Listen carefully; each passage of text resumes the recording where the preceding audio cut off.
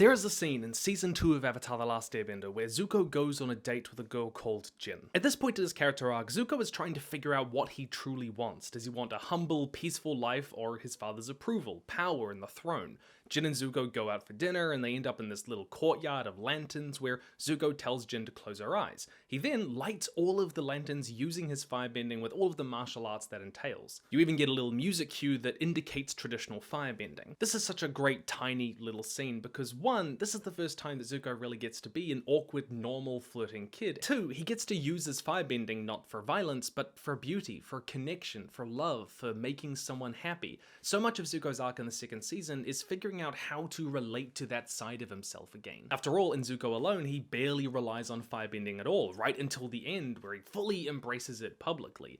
And here, he's using it for non-violent purposes. Netflix's Avatar The Last Airbender features this scene. There is a character called Jin, she's sweet. There is a character called Zuko, he's cool. They go on a date. They even go to the place with lanterns, except the lanterns are already on. Zuko never lights them for her.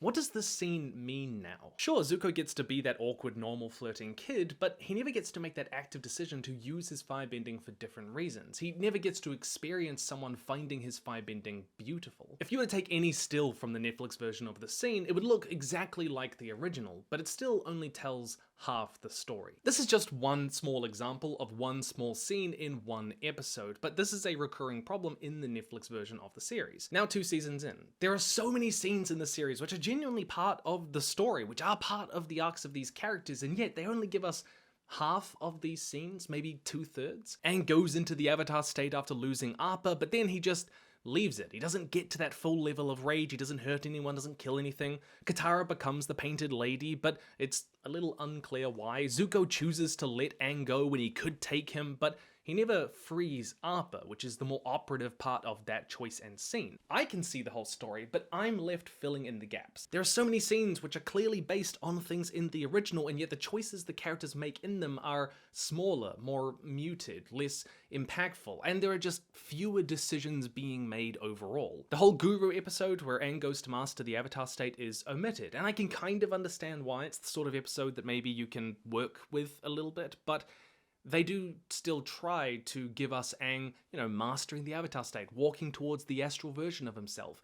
But that's only half. That's not even 1/3 of what that episode is really about. They haven't really set it up. Again, half the story. And here's the thing. I don't begrudge Netflix for removing scenes and changing lines and omitting whole episodes. Writing for a 7-episode, 1-hour streaming service in 2026 is entirely different to writing for, serialized television 23-minute episodes in 2005. It's just different. And I do think that they should have the creative freedom to make changes and additions. Lord of the Rings did it, and they are the best films ever made. In fact, Season 2 shows that they do know how to do that sort of thing sometimes. One of the other really important little scenes in Zuko's arc is when he meets this girl in a random Earth Kingdom village who has a burn scar on her leg. It's a tiny scene, literally 30 seconds long, but it's one of the first moments that Zuko imagines himself as a victim, because if she's a victim, then maybe he is too. Maybe he didn't deserve the scar that he got. I was really worried they were going to cut this scene, but they didn't. They incorporated it into their version of Zuko Alone, which is episode 2, and it fits in pretty well. It's a good incorporation. In fact, season 2 is on the whole a big step up from season 1. Episode 2 is arguably the best episode in the whole series so far. It's a mixture of Zuko Alone and meeting Toph, Better Work, and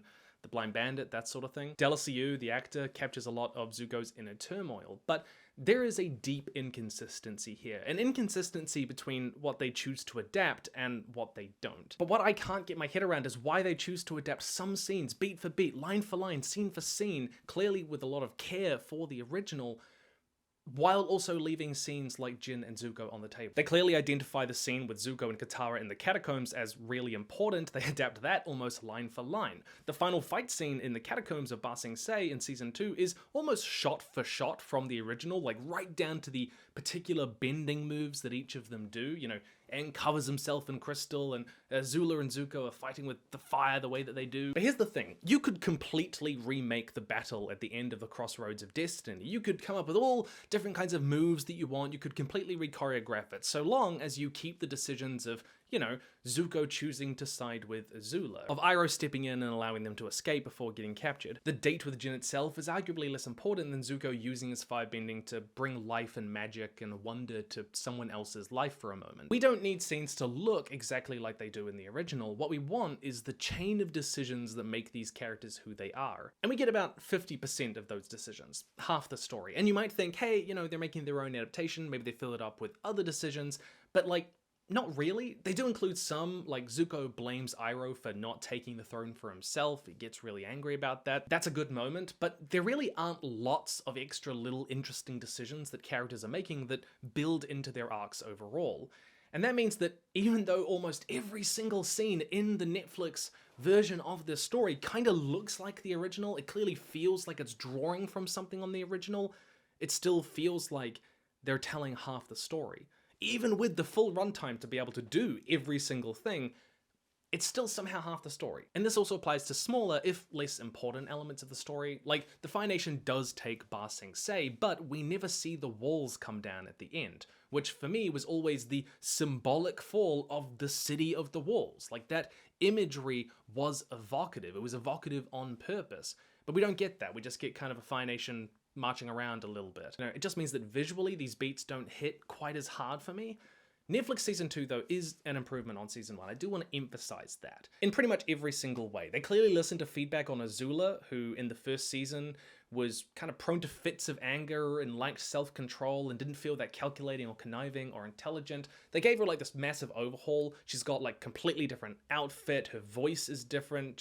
She makes different kinds of decisions, different personality. They do make her feel smarter, even more psychopathic than she is in the original. She straight up murders a bunch of people. Her friendship with May and Ty Lee is very different to the original. I think some people will take quibbles with that, but they very clearly listened. This season also features the first kind of real conflict between our characters. The conflict in the first season always felt pretty hollow and shallow and kind of contrived. Here they do have, you know, a big argument between all of them that does feel a bit more like genuine conflict between the characters. And, you know, they do, I think, to their credit, put a lot of time into Zuko's arc in this season. They pay a lot of attention to Zuko alone, and I think that given that they were working with a time jump, I don't know of how long, a few years, a few months, whatever it is, they do use that time jump to develop his character. In the flashbacks to the childhood, they change it so that Ursa tried to take the children away from Ozai, escape to who knows where, but she was caught and taken away. And this change I think is perfectly fine. You know, the storyline with Zuko's mum was always one of the like shakier plot elements of the original story, and frankly the comic that tried to explore this even deeper just isn't that great. A mother trying to get her children away from a terrible father is a clearer, simpler, still evocative thing to do. Unfortunately, I am obligated to mention the script. The dialogue has not improved this season. It is still incredibly clunky. There are a lot of pretty bad lines across the season. They make a bit of an interesting change with Long Feng, who becomes this kind of softer, a little bit more sympathetic character. He's a confidant for Aang, you know, another man burdened with power instead of an obviously evil vizier.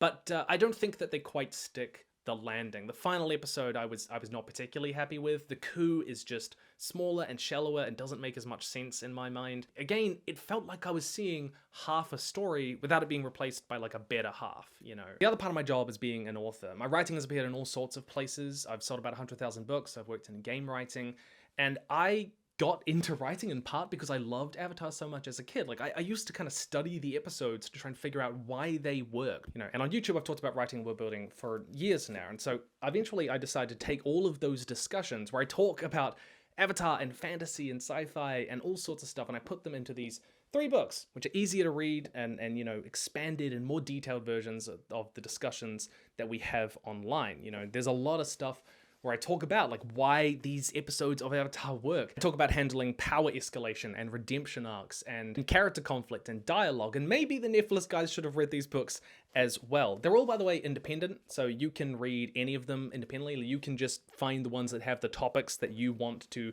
learn more about. My favorite one is volume 3, but I can recommend getting all 3, you know, the links down below. If you're watching this video, then you probably have a love for, you know, writing and understanding what makes good and bad writing, and that's why I wrote these books. This will kind of go deeper and better than I ever can in a YouTube video. Again, there's a link down below if you want to click those You can get them at a ton of different places.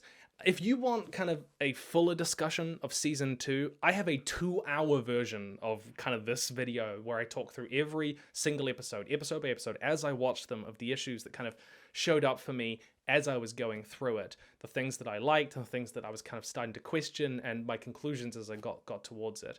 That is all over on Nebula, by the way. You can go and watch that. That link down below is there as well. It was a lot of fun doing, but you know, I can't do that for everything. But those are just a few quick thoughts on season 2. You know, big videos like I did for season 1, they take a long time to write and film and edit. And so I'll be, you know, if I do that sort of thing, then maybe I'll be doing that in the future. For the moment, I just kind of wanted to give you a very quick impression of why I felt the way I did about the series. But I'm curious if you've watched it, or if you're going to watch it, or if you're not going to watch it, you know, what's your relationship with the Netflix series? Let me know down in the comments below. And by the way, if you do enjoy it, that's all power to you, you know? It's good to enjoy things. Stay nerdy, and I'll see you in the future.